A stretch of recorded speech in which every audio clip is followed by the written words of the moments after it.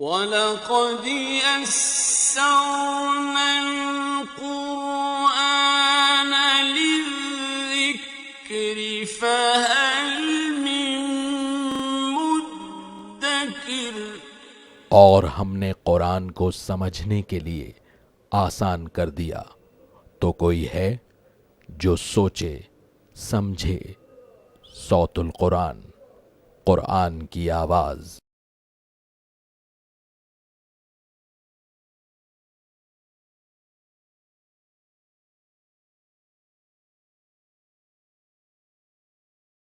نحمده ونصلي على رسوله الكريم اما بعد فاعوذ باللہ من الشیطان الرجیم بسم اللہ الرحمن الرحیم وَلَقَدْ عَهِدْنَا إِلَىٰ آدَمَ مِن قَبْلُ فَنَسِيَ وَلَمْ نَجِدْ لَهُ عَزْمًا۔ صدق اللہ العظیم۔ سورہ طٰہٰ آیت نمبر 115 سے ہم اپنا مطالعہ شروع کر رہے ہیں۔ اس آیت کے بعد 7ویں رکوع کا آغاز ہو رہا ہے اور اس مقام پر آدم علیہ السلام کے واقعے کو بیان کیا گیا ہے، اور اس کے بعد قرآن سے اعراض کرنے والوں کی سزا کو قرآن نے بیان فرمایا ہے۔ وَلَقَدْ عَهِدْنَا إِلَىٰ آدَمَ مِن قَبْلُ، اور ہم نے اس سے پہلے آدم علیہ السلام سے وعدہ لیا، فَنَسِيَ، بس وہ بھول گئے، وَلَمْ نَجِدْ لَهُ عَزْمًا، اور ہم نے ان میں پختہ ارادہ نہیں پایا خطا کا۔ اللہ تعالیٰ نے خاص درخت سے منع فرما دیا تھا اور تاکید فرمائی تھی کہ اس کے پھل کو ہاتھ نہ لگانا، لیکن آدم علیہ السلام سے یہ خطا ہو گئی اور وہ اللہ کے حکم کو بھول گئے تھے۔ وَإِذْ قُلْنَا لِلْمَلَائِكَةِ اسْجُدُوا لِآدَمَ فَسَجَدُوا إِلَّا إِبْلِيسَ، اور یاد کرو جب ہم نے فرشتوں کو کہا کہ تم آدم کو سجدہ کرو تو سب نے سجدہ کیا سوائے ابلیس کے، ابا، اس نے انکار کیا۔ فَقُلْنَا يَا آدم، بس ہم نے کہا کہ اے آدم، إِنَّ هَذَا عَدُوٌّ لَكَ وَلِزَوْجِكَ، بے شک یہ تمہارا تمہاری بیوی کا دشمن ہے۔ فَلَا يُخْرِجَنَّكُمَا مِنَ الْجَنَّةِ فَتَشْقَىٰ، تو تمہیں نکال نہ دے جنت سے پھر تم تکلیف میں پڑ جاؤ گے۔ إِنَّ لَكَ أَلَّا تَجُوعَ فِيهَا وَلَا تَعْرَىٰ، بے شک تمہارے لیے اس میں یعنی جنت میں یہ ہے کہ نہ تم بھوکے رہو گے اور نہ برہنہ رہو گے۔ وَأَنَّكَ لَا تَظْمَأُ فِيهَا وَلَا تَضْحَىٰ، اور یہ کہ نہ تم پیاسے رہو گے اور نہ دھوپ کی تکلیف برداشت کرو گے۔ یہ جنت کی نعمتوں کا کچھ ذکر یہاں پر آیا ہے۔ فَوَسْوَسَ إِلَيْهِ الشَّيْطَانُ، پس شیطان نے ان کی طرف وسوسہ ڈالا۔ قال یا آدم، اس نے کہا کہ اے آدم، هل أدلك على شجرة الخلد، کیا میں تمہیں بتاؤں ہمیشہ رہنے والے درخت کے متعلق، وملک لا یبلا، اور وہ بادشاہ جو کبھی بھی ختم نہ ہو۔ اب یہ ورغلانے کی کوششیں کی شیطان نے۔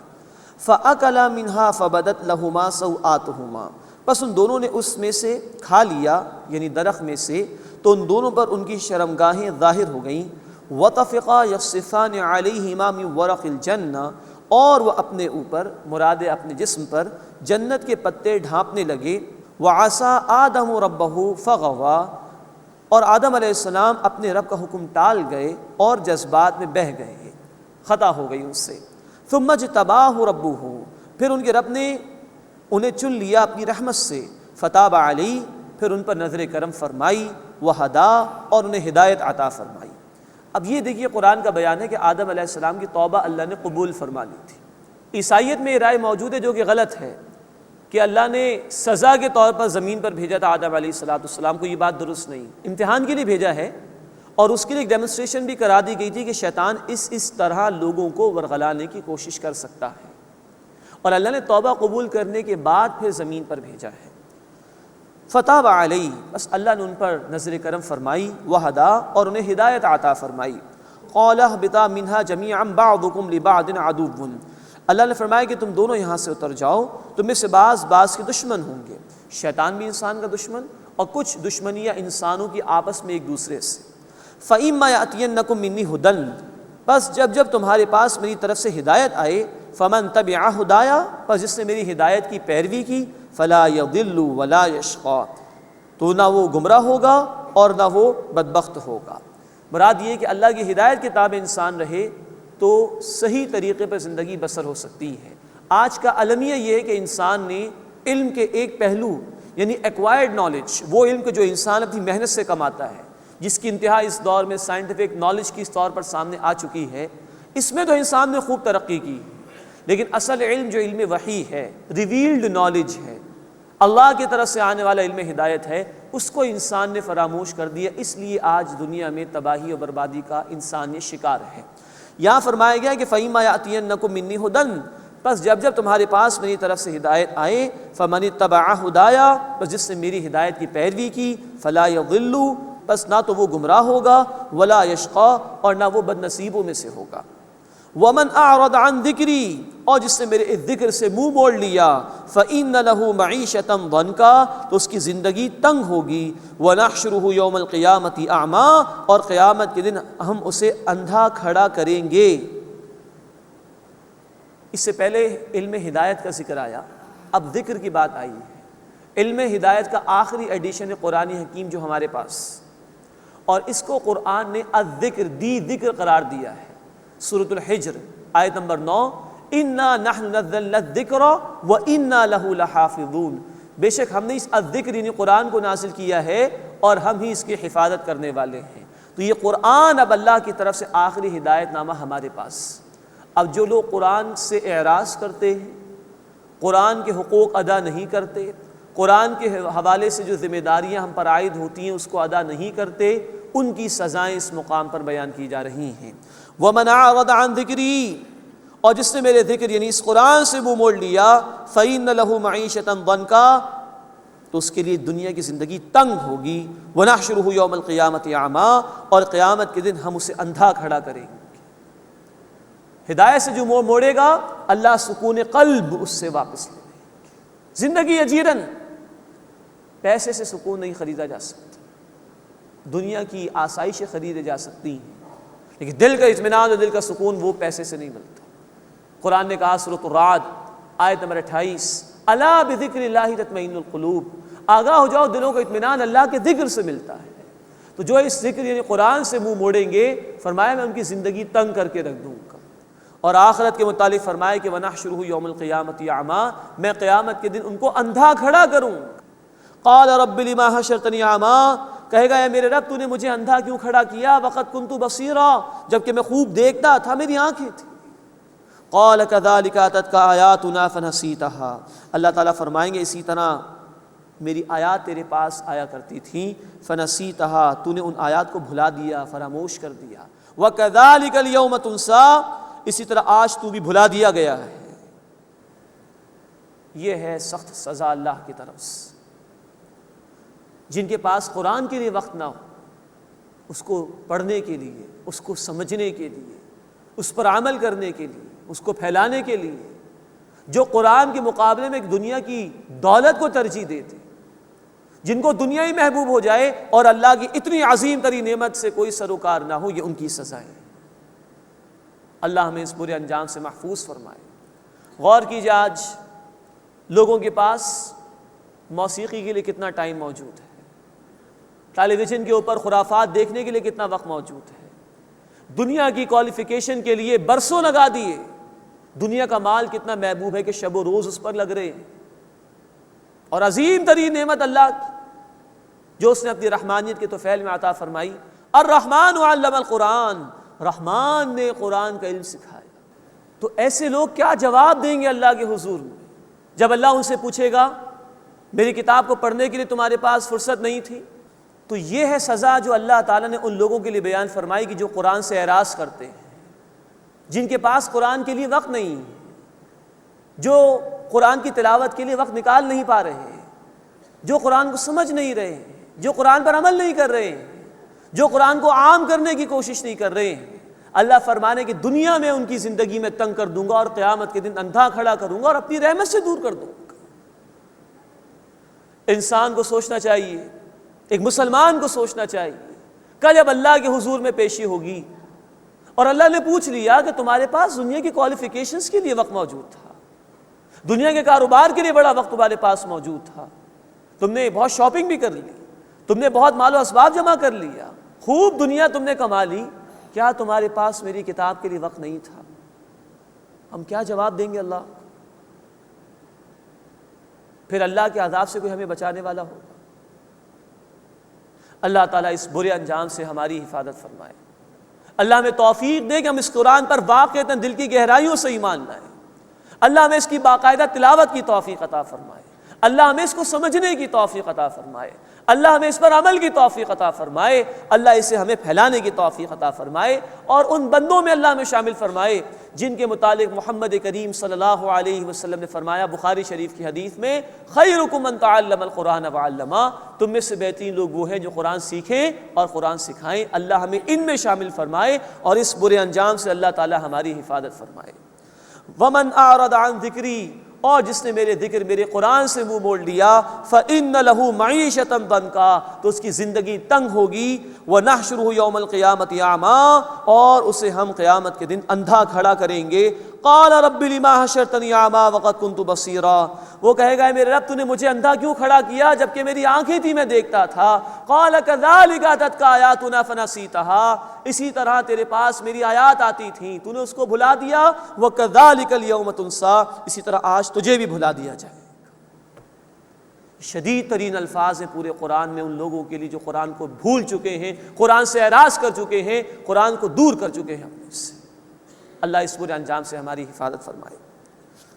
وَكَذَلِكَ نَجْزِي مَنْ أَسْرَفَ وَلَمْ يُؤْمِنْ بِآيَاتِ رَبِّهِ، اور اسی طرح ہم اس کو بدلہ دیتے ہیں جو حد سے نکل جائے اور اپنے رب کی آیات پر ایمان نہ لائے۔ وَلَعَذَابُ الْآخِرَةِ أَشَدُّ وَأَبْقَىٰ، اور یقیناً آخرت کا عذاب شدید تر ہے اور بہت دیر تک باقی رہنے والا بھی۔ أَفَلَمْ يَهْدِ لَهُمْ كَمَا أَهْلَكْنَا قَبْلَهُمْ مِنَ الْقُرُونِ يَمْشُونَ فِي مَسَاكِنِهِمْ، کیا انہیں اس بات نے ہدایت نہیں دی کہ ان سے قبل ہم نے کتنی ہی بستیاں ہلاک کر دیں، یہ ان کے مساکن میں ان کے رہنے کے مقامات میں چلتے پھرتے ہیں، کیا یہ اس سے عبرت حاصل نہیں کر رہے؟ جو اللہ کی اس کتاب کی مخالفت کر رہے ہیں، جو نبی صلی اللہ علیہ وسلم کی مخالفت کر رہے ہیں، وہ پچھلے نافرمانوں کے انجام سے عبرت حاصل نہیں کر رہے۔ ان فی ذلک لآیات لأولی النہی، بے شک اس میں عقل مند لوگوں کے لیے نشانی۔ اس کے بعد اس سورہ مبارکہ کا 8واں اور آخری رکوع ہے، اس میں نبی کریم صلی اللہ علیہ وسلم کو تسلیاں اور ہدایات عطا فرمائی گئی ہیں۔ یہ بتایا گیا ہے کہ ہدایت کا مل جانا ہی سب سے بڑی نعمت ہے اللہ کی طرف سے، اور انسان پر اس کے گھر والوں کی بھی ذمہ داری دین کے حوالے سے اس کا ذکر ہے، اور عذاب کی وعید سنائی گئی ہے۔ وَلَوْلَا كَلِمَةٌ سَبَقَتْ مِن رَّبِّكَ لَكَانَ لِزَامًا وَأَجَلٌ مُّسَمًّى، اگر اے نبی صلی اللہ علیہ وسلم آپ کے رب کی طرف سے ایک بات طے نہ ہو چکی ہوتی اور ایک میعاد مقرر نہ ہوتی تو عذاب ضرور نازل ہو جاتا۔ اللہ نے مہلت دی ہے۔ فاصبر علی ما یقولون، بس جو وہ کہتے ہیں اس پر آپ صبر کیجئے۔ وسبح بحمد ربک، اور اپنے رب کی تسبیح بیان کیجئے اس کی حمد کے ساتھ، قبل طلوع الشمس وقبل غروبها، طلوع آفتاب سے پہلے بھی اور غروب آفتاب سے پہلے بھی۔ یہ فجر اور عصر کی نمازوں کی طرف اشارہ ہو گیا۔ ومن آناء اللیل فسبح واطراف النہار، بس رات کی گھڑیوں میں تسبیح بیان کیجئے اور دن کے کناروں پر بھی، لعلک ترضی، تاکہ آپ راضی ہو جائیں۔ مراد ہے کہ اللہ کے ذکر سے بندے کو سکون ملتا ہے، اور یہ اللہ کا ذکر ہے جو بندے کو اللہ کی رحمتوں کی طرف لے جاتا ہے، اور وہ رحمتیں جب بندے کو ملیں تو بندہ پھر رب سے راضی ہو جائے گا کہ میرے رب نے مجھ پر فضل فرما دیا۔ تو مشرکین کے مقابلے میں اللہ کے ذکر کی تلقین کی جا رہی ہے، اور اللہ کی یاد کے ذریعے سے سہارا حاصل کرنے کی تلقین کی جا رہی ہے۔ یہ ہر دور کے اہل ایمان کے لیے، جب بھی دین کے راستے میں مشکلات آ رہی ہوں تو بندہ مومن کو اللہ سے اپنا تعلق مضبوط کرنا چاہیے۔ وہ اللہ ہے، پھر بندوں پر رحمت نازل فرماتا ہے، اور مخالفت میں بندے کے لیے آسانی ہو جاتی ہے کہ وہ مشکلات کو برداشت کرنے کے قابل ہو جاتا ہے۔ وَلَا تَمُدَّنَّ عَيْنَيْكَ إِلَىٰ مَا مَتَّعْنَا بِهِ أَزْوَاجًا مِّنْهُمْ، اور اے نبی صلی اللہ علیہ وسلم آپ ان چیزوں کی طرف نگاہ نہ اٹھائیں جو ہم نے انہیں استعمال کے لیے دی ہیں، ان میں سے مختلف لوگوں کو۔ ظاہرۃ الحیات الدنیا، دنیا کی زندگی کی آرائش اور زیبائش ہے یہ۔ لنفتنہم فی، تاکہ ہم اس میں ان کی آزمائش کریں۔ ورزق ربک خیر وابقی، اور آپ کے رب کا رزق بہتر ہے اور سب سے زیادہ دیر تک باقی رہنے والا ہے۔ یہ نبی صلی اللہ علیہ وسلم کے ذریعے سے ہمیں ہدایت کی جا رہی ہے کہ اللہ تعالیٰ نے ان کفار کو بھی مال و اسباب دیا، بسا اوقات ایسے ہے کہ زیادہ ہی ہوتا ہے ان کے پاس، تو اہل ایمان پریشان نہ ہو۔ یہ جو کچھ بھی اللہ نے دیا یہ آزمائش کے لیے ہے، یہ عارضی رزق ہے دنیا کا۔ اصل رزق وہ ہے جو اللہ اہل ایمان کو عطا فرماتا ہے، اور خالصتاً وہ نعمتیں ہیں اللہ کی آخرت میں صرف اہل ایمان کے لیے، اور یہ دنیا کی آزمائش کے لیے ہے۔ تو اہل ایمان نافرمانوں کی چمک دمک کو دیکھ کر پریشان نہ ہو، یہ سب کچھ اللہ نے آزمائش کے طور پر دیا ہے۔ بخاری شریف میں تفصیل ہے، حضرت عمر فاروق رضی اللہ تعالیٰ عنہ نبی اکرم صلی اللہ علیہ وسلم کے حجرے میں داخل ہوئے۔ آپ صلی اللہ علیہ وسلم چٹائی پر آرام فرما رہے تھے، تو آپ کے جسم مبارک پر اس چٹائی کے نشان آ گئے۔ حضرت عمر فاروق رضی اللہ تعالیٰ عنہ نے دیکھا تو وہ رو دیے۔ اللہ کے رسول نے پوچھا کیوں روتے ہو؟ کہا اللہ کے رسول آپ اللہ کے رسول ہیں، آپ کا یہ حال ہے، اور یہ قیصر و کسریٰ، یہ نافرمان اتنے زیادہ، اور اتنا کچھ اللہ نے ان کو دے دیا۔ اللہ کے رسول صلی اللہ علیہ وسلم نے فرمایا کہ اے عمر رضی اللہ تعالیٰ عنہ، کیا تم اس پہ راضی نہیں ہو کہ ان کو دنیا مل جائے اور ہمیں آخرت عطا فرما دے اللہ تعالیٰ؟ یہ ہے اصل میں ایمان کا مسئلہ۔ وَرِزْقُ رَبِّكَ خَيْرٌ وَأَبْقَىٰ، اور آپ کے رب کا رزق بہتر بھی ہے اور ہمیشہ باقی رہنے والا بھی ہے۔ وَأْمُرْ أَهْلَكَ بِالصَّلَاةِ وَاصْطَبِرْ عَلَيْهَا، اور اپنے گھر والوں کو نماز کا حکم دیجیے اور اس پر قائم رہیے۔ نوٹ فرمائیے کہ ابو داؤد شریف کی روایت ہے، اللہ کے رسول صلی اللہ علیہ وسلم نے فرمایا کہ جب بچہ 7 سال کا ہو جائے تو اس کو نماز کی تلقین کرو، اپنے ساتھ بھی اس کو کھڑا کرنا چاہیے تاکہ اس میں نماز کی عادت پیدا ہو جائے، اور 10 سال کا ہو جائے اور نماز ادا نہ کرے تو اب سختی کرو، تاکہ یہ کہ جب وہ بالغ ہو جائے، جب اس پر نماز فرض ہو جائے گی تو وہ نماز پڑھنے کی عمل کے روٹین میں آ چکا ہو، پابند ہو چکا ہو وہ نماز کا، یہ مقصد ہے۔ تو صرف اپنی ذات کے لیے ہم پسند کر لیں کہ ہم نمازی ہو جائیں اور دین کے دیگر احکامات پر عمل کر لیں کافی نہیں، ہمارے گھر والوں کی ذمہ داری بھی ہم پر ہے، ان کو بھی نماز کا حکم دینا چاہیے۔ اور قرآن نے کہا سورہ تحریم آیت نمبر 8 میں قُوا أَنفُسَكُمْ وَأَهْلِيكُمْ نَارًا، اپنے آپ کو اپنے گھر والوں کو جہنم کی آگ سے بچاؤ۔ تو جہاں ہم پر ہماری اپنی ذمہ داری ہے وہاں ہمارے گھر والوں کی ذمہ داری بھی ہے، اور ہم تو محمد کریم صلی اللہ علیہ وسلم کے ماننے والے ہیں، ہم پر ذمہ داری تمام انسانیت کی ہے، ہر ایک تک اللہ کے پیغام کو پہنچانا ہی ہماری ذمہ داری۔ اس کا آغاز اپنی ذات اور گھر سے ہوگا تاکہ پوری امت یہ کام کرے اور تمام انسانیت تک اللہ کا پیغام ہم پہنچا سکیں۔ اللہ ہمیں اس کی توفیق عطا فرمائے۔ وَأْمُرْ أَهْلَكَ بِالصَّلَاةِ وَاصْطَبِرْ عَلَيْهَا، اور اے نبی صلی اللہ علیہ وسلم اپنے گھر والوں کو نماز کا حکم دیجئے اور آپ خود بھی اس پر قائم رہیے۔ لَا نَسْأَلُكَ رِزْقًا، ہم آپ سے رزق نہیں مانگتے، نَحْنُ نَرْزُقُكَ، ہم ہی آپ کو رزق دیتے ہیں، وَالْعَاقِبَةُ لِلتَّقْوَىٰ، اور انجام جو کہ عمدہ ہے وہ تو تقوی اختیار کرنے والوں ہی کے لیے ہے۔ اب یہ خطاب تو ہو رہا ہے رسول اکرم صلی اللہ علیہ وسلم سے، اصل میں ہر ایک کو جو آپ کے سوائے سنایا جا رہا ہے۔ رزق کی ذمہ داری اللہ کی ہے، عبادت کرنے کی ذمہ داری تم پر ہے۔ آج معاملہ الٹا ہو گیا، لوگ اپنے رزق کی فکر تو خود ہی کرتے ہیں، خوب بڑھ چڑھ کے کرتے ہیں، اور جہاں دین کے احکامات کا معاملہ آیا تو وہ لوگوں نے اللہ پر ڈال دیا، جی اللہ چاہے گا تو نماز ادا کریں گے، اللہ چاہے گا تو یہ عمل کریں گے، اللہ چاہے گا تو وہ عمل کریں گے۔ کبھی ایسا نہیں کہتے کہ اللہ چاہے گا تو ہم دکان کھولیں گے، اللہ چاہے گا تو ہم نوکری کریں گے، کبھی نہیں کہتے۔ اس کو اپنا کام سمجھ لیا، حالانکہ رزق کی ذمہ داری اللہ کی ہے۔ سورہ ہود آیت نمبر 6، وَمَا مِن دَابَّةٍ فِي الْأَرْضِ إِلَّا عَلَى اللَّهِ رِزْقُهَا، زمین پر کوئی جاندار نہیں مگر اس کے رزق کی ذمہ داری اللہ پر ہے۔ تو رزق اللہ کی ذمہ داری، عبادت کرنا بندے کی ذمہ داری، اس لیے کہا گیا لا نسألک رزقا، ہم آپ سے رزق نہیں مانگتے، اور آپ صلی اللہ علیہ وسلم کے ذریعے سے ہمیں تلقین کی جا رہی، نحن نرزقک، ہم ہی آپ کو رزق دیتے ہیں، والعاقبۃ للتقوی، اور انجام جو کہ بہت عمدہ ہے وہ تقوی اختیار کرنے والوں ہی کے لیے ہے۔ اب مشرکین کا کوئی ذکر آیا ہے، وقال لولا یأتین بآیۃ من ربہ، اور وہ کہتے ہیں کہ ہمارے پاس یہ کوئی نشانی کیوں نہیں لے آتے اپنے رب کی طرف سے، اولم تأتہم بینۃ ما فی الصحف الاولی، کیا ان کے پاس وعد نشانی نہیں آ گئی جو پہلے صحیفوں میں ہے؟ مراد یہ کہ پچھلی کتابوں میں رسول اکرم صلی اللہ علیہ وسلم کی بشارات بھی موجود ہیں، مزید یہ ہے کہ یہ قرآن بھی پچھلی کتابوں کا حوالہ بار بار دیتا ہے، پھر یہ قرآن پچھلی قوموں کے حالات کا ذکر بھی کرتا ہے جو برباد کر دی گئی، مٹا دی گئی، تو اتنا کچھ ان کی عبرت کے لیے کافی نہیں کہ یہ ہدایت قبول کر لیں۔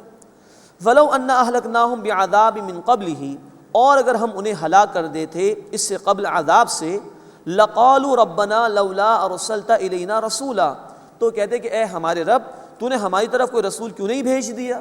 تو اللہ نے ایسا نہیں کیا کہ بے خبری میں ان کی کوئی پکڑ کرنے کا معاملہ کیا ہو، بلکہ اللہ نے اپنے حبیب صلی اللہ علیہ وسلم کو بھیجا ہے۔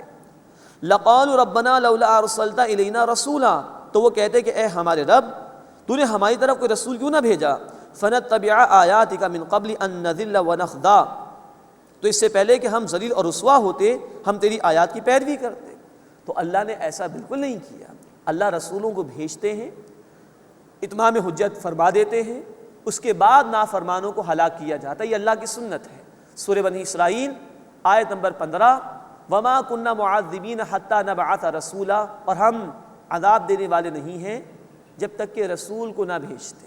مشرکین مکہ کی طرف بھی رسول اکرم صلی اللہ علیہ وسلم کو بھیج دیا گیا، لیکن ان کو یہ وعیدیں سنائی جا رہی ہیں جس کا آگے بھی ذکر ہے کہ اگر باز نہیں آؤ گے تو جو انجام پچھلے نافرمانوں کا ہوا وہی انجام تمہارا بھی ہوگا. قل کل متربص فتربصوا، اے نبی صلی اللہ علیہ وسلم فرما دیجئے ہر کوئی منتظر ہے، بس تم بھی انتظار کرو. جو تم ڈھٹائی کا مظاہرہ کر رہے ہو انتظار کرو، اللہ کا عذاب آیا چاہتا ہے. فستعلمون من اصحاب الصراط السوی، بس من قریب جان لوگے کون ہے سیدھے راستے والے. ومن اہتدی، اور وہ کہ جس نے ہدایت پائی. یہ ان کو آخری وارننگ کے انداز میں کہہ دیا گیا، ان قریب انجام تمہارے سامنے آ ہی جائے گا. تم سوچو کہ تم حق والوں میں شامل ہونا چاہ رہے ہو یا جھٹلانے والے اور نافرمانوں میں شامل ہونا چاہ رہے ہو. اللہ ہمیں بھی حق والوں میں شامل فرمائے اور حق پر عمل کی توفیق عطا فرمائے، اور جھٹلانے والوں کے طرز عمل سے اللہ تعالی ہماری حفاظت فرمائے. بسم اللہ الرحمن الرحیم. اقترب للناس حسابهم وهم فی غفلۃ معرضون. اب سورۃ الانبیاء کا آغاز ہو رہا ہے. یہ سورہ مبارکہ بھی مکی سورت ہے، نام سے ہی واضح ہے کہ اس میں انبیاء کا ذکر آیا ہے. اس کی مشابہت سورہ مریم سے ہے. جیسے ہم نے دیکھا تھا سورہ مریم میں کئی انبیاء کا ذکر تھا، اس سورہ مبارکہ میں بھی کئی انبیاء کا ذکر انشاءاللہ آئے گا. مزید یہ کہ انبیاء کی ذاتی شخصیت اور کردار کو بھی اللہ نے بیان فرمایا. ابراہیم علیہ السلام کے واقعے کا بھی ذکر ہے. مزید یہ کہ نبی اکرم صلی اللہ علیہ وسلم اور مشرکین کے درمیان جو کشمکش جاری تھی اس کا بھی ذکر ہے. توحید اور آخرت کے حوالے سے دلائل بھی بیان کیے گئے ہیں. پہلے رکوع میں انشاءاللہ ہم دیکھیں گے کہ رسولوں کی جو بشریت کا معاملہ تھا کہ لوگوں نے اس لیے رسولوں کا انکار کیا کہ وہ کہتے تھے کہ ایک انسان رسول کیسے ہو سکتا ہے، اس کا ذکر آیا ہے اور قیامت کا بیان بھی آیا ہے. اقترب للناس حسابهم، لوگوں کے لیے ان کے حساب کا وقت قریب آ گیا. وهم فی غفلۃ معرضون، اور وہ غفلت میں ہیں، اعراض ہی کر رہے ہیں. یہ بڑا ڈراوا اس آیت مبارکہ میں کہ لوگوں کی قیامت ان کے سر پہ سوار ہے لیکن لوگ اس سے اعراض کر رہے ہیں. بخاری شریف اور مسلم شریف کی روایت ہے، اللہ کے رسول صلی اللہ علیہ وسلم نے فرمایا کہ بعثت انا والساعۃ کہاتین، میں اور قیامت دونوں اس طرح بھیجے گئے ہیں، انتہائی قریب ہے. لیکن بعض لوگ کہتے ہیں ابھی تو بہت وقت پڑا ہے، ابھی تو عیسیٰ علیہ السلام بھی تشریف لائیں گے، وہ دجال بھی آئے گا، معرکہ ہوگا اسلام و کفر کا. تو اللہ کے رسول صلی اللہ علیہ وسلم نے اس کی وضاحت بھی فرما دی. سنن نسائی میں حدیث ہے، آپ نے فرمایا من مات فقط قامت قیامتہ، جو مر گیا اس کی تو قیامت واقع ہو گئی. اب یہ کہاں دیکھے گا کہ آسمان پھٹے گا، زمین شق ہو جائے گی، ستارے جھڑ پڑیں گے، سمندر ابل جائیں گے، جیسے کہ سورۃ الانفطار میں ذکر ہے قیامت کے واقع ہونے کا. اب جو مر گیا وہ تو نہیں دیکھ سکتا اس کو. تو گویا ہماری قیامت تو ہمارے سر پر سوار ہے. فرمایا کہ اقترب للناس حسابهم، لوگوں کے حساب کا وقت ان کے قریب آ گیا ہے. وهم فی غفلۃ معرضون، اور وہ غفلت میں اعراض کر رہے ہیں. ہمیں سے ہر ایک کو جائزہ لینا چاہیے. موت اسی دم آ سکتی ہے اور اس کے ساتھ ہی مہلت ختم ہو جائے گی، ہماری قیامت گویا برپا ہو جائے گی. کیا ہم آج تیار ہیں اللہ کے حضور پیشی کے لیے؟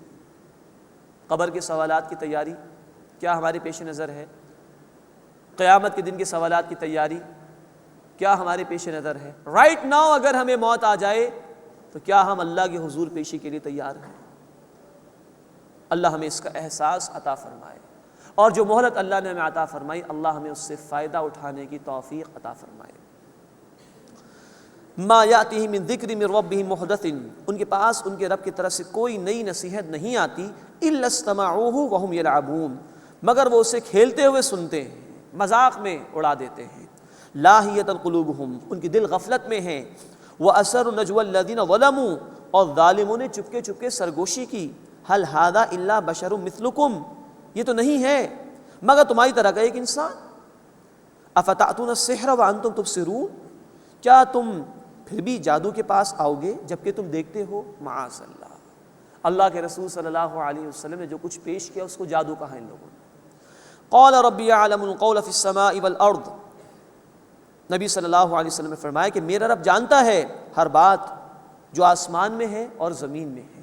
یہ کیا سازشیں کر رہے ہیں، کیسی مخالفانہ باتیں کر رہے ہیں، اللہ کے علم میں ہے۔ وَهُوَ السَّمِيعُ الْعَلِيمُ، اور وہ خوب سننے والا، علم رکھنے والا ہے۔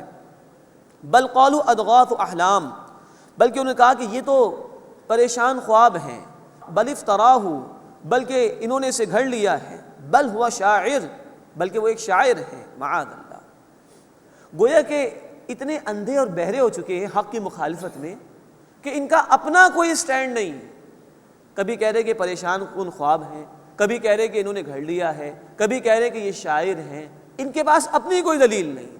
جسے کہا جاتا ہے نا کہ جھوٹ کے کوئی پاؤں نہیں ہوتے، وہی معاملہ ان کا بھی ہے، تو کبھی کچھ کہتے ہیں کبھی کچھ کہتے ہیں۔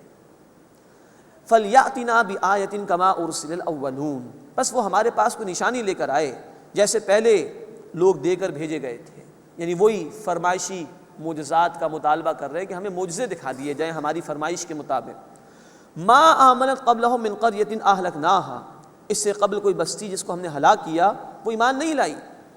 مراد یہ کہ جس قوم کو بھی پہلے یہ معجزات دکھائے گئے انہوں نے نافرمانی کی، روش اختیار کی، تو وہ اللہ کے عذاب میں مبتلا ہوئے۔ کوئی قوم نہیں ہوئی کہ جس نے معجزہ دے کر ایمان قبول کر لیا ہو۔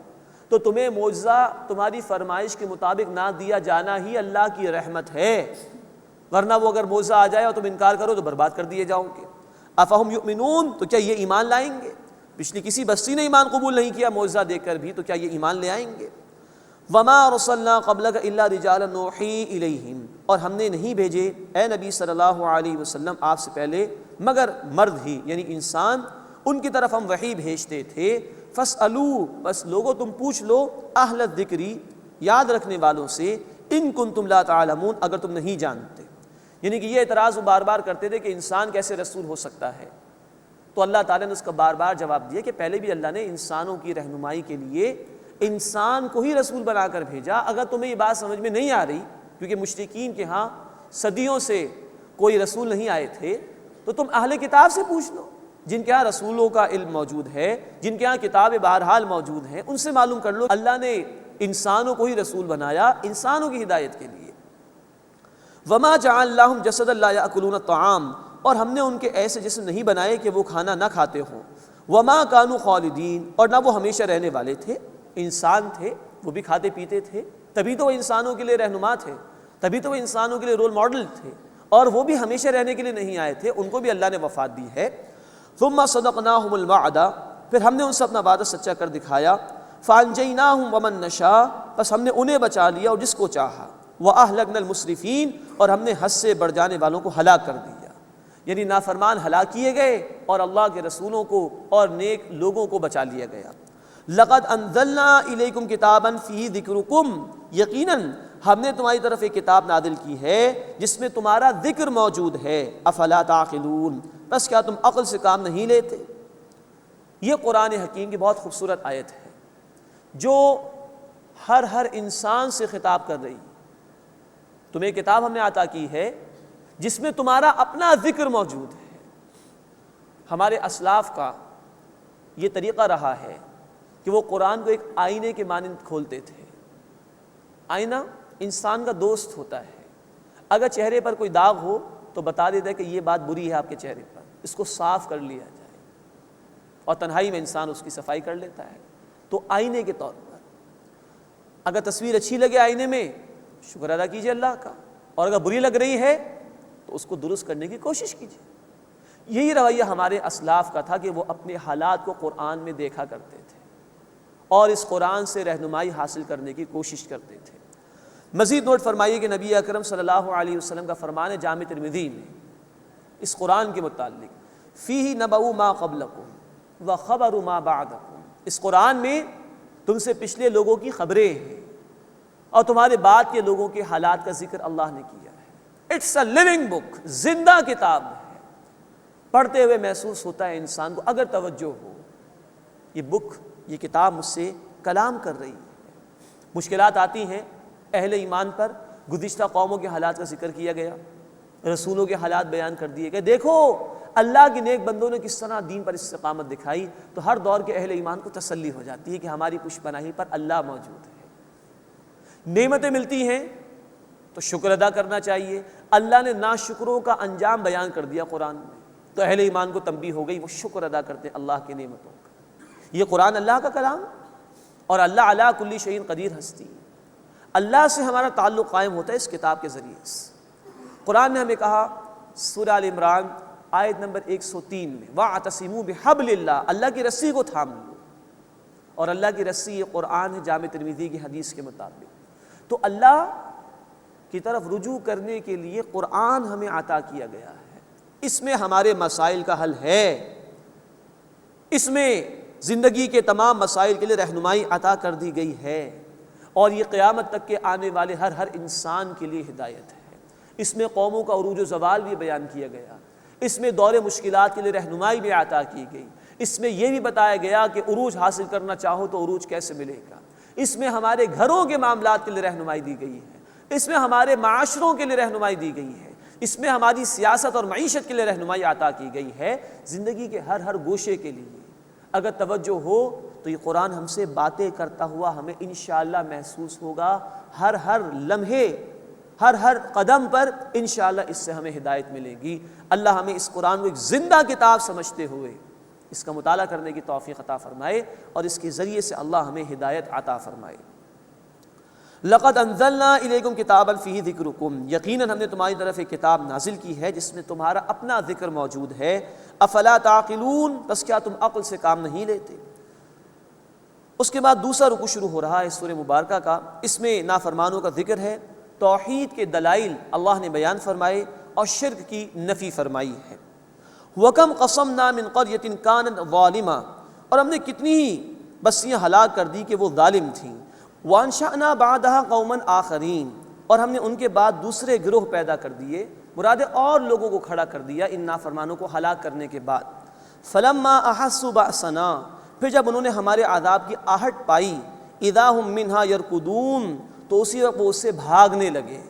لا ترکضوا وارجعوا الی ما اترفتم فیہ ومساکنکم، مت بھاگو اور لوٹ جاؤ اس طرف جہاں تمہیں عیش دیا گیا تھا، اور اپنے گھروں کی طرف۔ لعلکم تسألون، تاکہ تمہاری پوچھ گچھ کی جائے۔ یہ طنز کا انداز ہے، عذاب آگے تو بچت کہاں ہے، اچھی طرح دیکھ لو جو وعدہ کیا گیا تھا وہ برحق ثابت ہو گیا عذاب کا۔ قالوا یا ویلنا انا کنا ظالمین، انہوں نے کہا کہ ہائے ہماری شامت، بے شک ہم ہی ظالم تھے۔ فما زالت تلک دعواہم، بس ان کی پکار یہی رہی، حتی جعلناہم حصیدا خامدین، یہاں تک کہ ہم نے انہیں کٹی ہوئی کھیتی کر دیا اور بجھی ہوئی آگ کے ڈھیر کی طرح کر دیا، برباد کر دیا۔ وما خلقنا السماء والارض وما بینہما لاعبین، اور ہم نے نہیں پیدا کیا آسمان کو اور زمین کو اور جو ان کے درمیان ہے کھیل تماشے کے لیے۔ جیسے کہ بعض لوگوں نے زندگی کو اسی طرح سمجھا کہ کھا لو پی لو موج اڑا لو، اس کے سوا کچھ بھی نہیں ہے۔ اللہ نے فرمایا کہ معاذ اللہ، کھیل تماشے کے لیے اللہ نے کائنات تخلیق نہیں کی۔ لو اردنا ان نتخذ لہوا لاتخذناہ من لدنا، اگر ہم کوئی کھلونا بنانا چاہتے تو ہم اس کو اپنے پاس سے بنا لیتے۔ ان کننا فاعلین، اگر ہمیں یہ کرنا ہی ہوتا تو تم لوگ جو یہ سمجھ رہے ہو کہ زندگی کا کوئی مقصد نہیں، ایسے ہی میں پیدا کر دیا گیا، یہ غلط ہے۔ کھیل تماشے کے لیے اللہ نے پیدا نہیں کیا، اس کائنات کو بھی پرپسفلی بامقصد اللہ نے پیدا کیا، اور تمہیں بھی اس کائنات میں بامقصد طور پر ذمہ دار بنا کر بھیجا گیا ہے۔ اس کے بعد حق اور باطل کے موازنے کو بیان کیا گیا ہے، اور حق اور باطل کی کشمکش کو بیان کیا گیا ہے۔ بل نقذف بالحق علی الباطل، بلکہ ہم دے مارتے ہیں حق کو باطل پر۔ فیدمغوہ فاذا هو زاہق، بس وہ اس کا بھیجا نکال دیتا ہے تو وہ اسی وقت نابود ہو جاتا ہے۔ وَلَكُمُ الْوَيْلُ مِمَّا تَصِفُونَ، اور تمہارے لیے اس بات سے خرابی ہے جو تم جھوٹ بناتے ہو، یعنی جو جھوٹ گھڑ رہے ہو اس کی وجہ سے تباہی بربادی تم پر آئے گی۔ یہاں فرمایا کہ ہم حق کو باطل پر دے مارتے ہیں، باطل کے اپنے کوئی پاؤں نہیں ہوتے، جیسے کہا جاتا ہے کہ جھوٹ کے کوئی پاؤں نہیں ہوتے، اگر وہ کھڑا بھی ہوتا ہے تو حق میں سے کچھ نہ کچھ لے کر کھڑا ہوتا ہے۔ یہ تو ممکن ہے کہ اہل ایمان کمزور ہو، ان کی تعداد نہ ہو تو باطل کو بظاہر غلبے کا موقع مل جائے، لیکن جب حق والے اپنا حق پر ہونا ثابت کر دیں تو اللہ کی مدد آتی ہے اور باطل مٹا دیا جاتا ہے۔ سورہ بنی اسرائیل آیت نمبر 81، جاء الحق وزهق الباطل ان الباطل کان زہوقا، حق آ گیا اور باطل مٹ گیا، بے شک باطل ہے ہی مٹنے کے لیے۔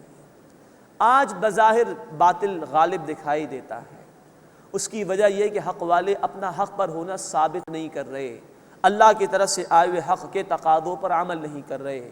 جس دن وہ اس حق پر عمل کرنا شروع کر دیں گے، اللہ ان کو عروج عطا فرما دے گا اور باطل کو نابود فرما دے گا۔ وَلَكُمُ الْوَيْلُ مِمَّا تَصِفُونَ، اور تمہارے لیے اس بات سے خرابی ہے جو تم جھوٹ بناتے ہو۔ وَلَهُ مَنْ فِي السَّمَاوَاتِ وَالْأَرْضِ، اور اسی اللہ کے لیے جو آسمان اور زمین میں ہے۔ وَمَنْ عِنْدَهُ لَا يَسْتَكْبِرُونَ عَنْ عِبَادَتِهِ وَلَا يَسْتَحْسِرُونَ، اور جو اس کے پاس ہیں یعنی فرشتے مقرب، وہ سرکشی نہیں کرتے اس کی عبادت سے اور نہ وہ تھکتے ہیں۔ یسبحون اللیل والنہار لا یفترون، اور رات دن تسبیح بیان کرتے ہیں، سستی نہیں کرتے۔ ام اتخذوا آلہۃ من الارض ہم ینشرون، کیا ان لوگوں نے زمین میں سے کوئی اور معبود بنا لیے ہیں کہ وہ انہیں دوبارہ کھڑا کریں گے مرنے کے بعد؟ لو کان فیہما آلہۃ الا اللہ لفسدتا، اگر ان دونوں یعنی آسمان و زمین میں اور معبود ہوتے اللہ کے سوا تو زمین و آسمان درہم برہم ہو جاتے۔ اس کائنات کا یہ ربط اور اس کی آرگنائزیشن یہ بتا رہی کہ اس کا چلانے والا ایک ہے۔ ایک سے زائد ہوتے یہ کائنات کب کی تباہ ہو چکی ہوتی۔ ایک انسٹیٹیوشن میں دو ہیڈ کبھی نہیں ہو سکتے، ایک ملک کے دو وزیر اعظم یا صدر نہیں ہو سکتے، اگر ہو جائیں نظام چل ہی نہیں سکتا۔ تو اس کائنات کا نظام چل رہا ہے، یہ گواہی دے رہا ہے کہ اللہ ایک اکیلا وحدہ لا شریک ہے، اس کے سوا کوئی عبادت کے لائق نہیں۔ فسبحان اللہ رب العرش عما یصفون، بس عرش عظیم کا رب اللہ اس سے پاک ہے جو وہ بیان کرتے ہیں۔ لا یسأل عما یفعل وهم یسألون، اس اللہ سے پوچھ گچھ نہیں ہوتی جو وہ کرتا ہے، بلکہ لوگوں سے پوچھ گچھ کی جائے۔ اللہ جو چاہے کرے، اس کا کل اختیار ہے۔ لوگ پابند ہیں اللہ کے حضور میں، اللہ کسی کا پابند نہیں۔ ام اتخذوا من دونہ آلہۃ، کہ انہوں نے اس اللہ کے سوا اور معبود بنا لیے ہیں۔ قل ہاتوا برہانکم، اے نبی صلی اللہ علیہ وسلم فرمائیے اپنی دلیل پیش کرو۔ ھذا ذکر من معی و ذکر من قبلی، یہ ہے ذکر ان کا جو میرے ساتھ ہیں، اور یہ ذکر ہے جو مجھ سے پہلے ہوئے۔ اس قرآن میں موجودہ لوگوں کا ذکر بھی ہے، گزشتہ لوگوں کا ذکر بھی ہے، عبرت حاصل کرو۔ بل اکثرهم لا يعلمون الحق فهم معرضون، بس ان میں سے اکثر علم نہیں رکھتے، حق کو نہیں جانتے، بس وہ روگردانی کرتے ہیں، حق سے اعراض ہی کر رہے ہیں۔ وما ارسلنا من قبلک من رسول الا نوحی الیہ، اور اے نبی صلی اللہ علیہ وسلم ہم نے آپ سے پہلے کوئی رسول نہیں بھیجا مگر ہم نے اس کی طرف وحی کی، انہ لا الہ الا انا فاعبدون، کہ بے شک میرے سوا کوئی معبود نہیں، بس میری عبادت کرو۔ وقالوا اتخذ الرحمن ولدا سبحانہ، اور انہوں نے کہا کہ اللہ نے ایک بیٹا بنا لیا ہے، وہ اللہ اس سے پاک ہے۔ بل عباد مکرمون، بلکہ وہ اس کے معزز بندے ہیں۔ مشرکین نے فرشتوں کو اللہ کی بیٹیاں قرار دیا، اس کا اللہ نے رد فرمایا وہ تو اللہ کے عبادت گزار ہیں۔ لا یسبقونہ بالقول وهم بامرہ یعملون، وہ بات اللہ کے سامنے بڑھاتے نہیں ہیں اور وہ اس کے حکم پر عمل کرتے ہیں۔ یعلم ما بین ایدیہم وما خلفہم، اللہ جانتا ہے جو ان کے سامنے اور ان کے پیچھے یعنی فرشتوں کے۔ ولا یشفعون، اور وہ فرشتے شفاعت نہیں کرتے، سفارش نہیں کرتے، الا لمن ارتضی، مگر اس کے لیے جس کے لیے اللہ کی رضا ہو، جس کے لیے اللہ راضی ہوا۔ وہم من خشیتہ مشفقون، اور وہ فرشتے اس کے خوف سے ڈرتے رہتے ہیں۔ ومن یقل منہم، اور جو کوئی ان میں سے کہے انی الہ من دونہ، کہ بے شک میں اس اللہ کے سوا معبود ہوں، فذلک نجزیہ جہنم، بس اس کو ہم سزائے جہنم دیں گے۔ کذالک نجزی الظالمین، اسی طرح ہم ظالموں کو سزا دیتے ہیں۔ تو یہ مشرکین کے شرک کا اللہ نے رد کیا ہے، اور یہاں پر ہم نے دیکھا کہ عقلی دلائل بھی اللہ نے دیے۔ اس کائنات میں ایک کے سوا دو معبود ہوتے ہی کائنات برباد ہو جاتی۔ نقلی دلائل بھی، گزشتہ کتابوں کا ریفرنس بھی آیا کہ ہر رسول کی دعوت ایک ہی تھی کہ ایک اللہ کے سوا کسی کی عبادت نہ کرو۔ اللہ تعالی ہمیں اپنی توحید پر کاربند رہنے کی توفیق عطا فرمائے، ہر قسم کے شرک سے اللہ تعالی ہماری حفاظت فرمائے اور اپنا ہی ہو رہنے کی توفیق عطا فرمائے۔ آمین یا رب العالمین۔ وآخر دعوانا ان الحمد للہ رب العالمین۔